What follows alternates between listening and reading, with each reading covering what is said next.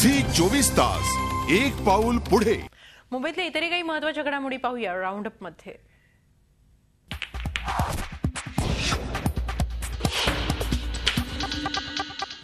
भांडूपमधल्या तुलशेतपाडा परिसरात नाल्यात बुडून मेहमूद शेख या 7 वर्षाच्या मुलाचा मृत्यू झालाय। मेहमूद नाल्याजवळ खेळत असताना एक कुत्रा त्याच्या मागे लागला।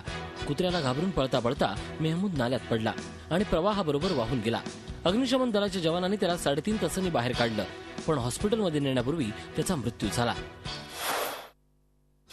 नागरिकांच्या सुरक्षेसाठी मुलुंडच्या कानाकोपऱ्यात सीसीटीव्ही बसवण्यात येणार आहेत। भाजपचे मुलुंडमधले आमदार सरदार तारासिंह यांच्या आमदार फंडातून 100 सीसीटीव्ही बसवण्यात येणार आहेत। मुलुंडमधील बिजली हत्तीण सध्या अस्वस्थ आहे, तिच्यावर उपचारासाठी शर्थीचे प्रयत्न सुरू आहेत।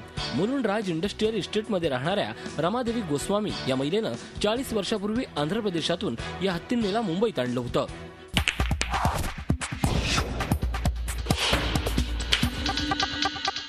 झी 24 तास एक पाऊल पुढे।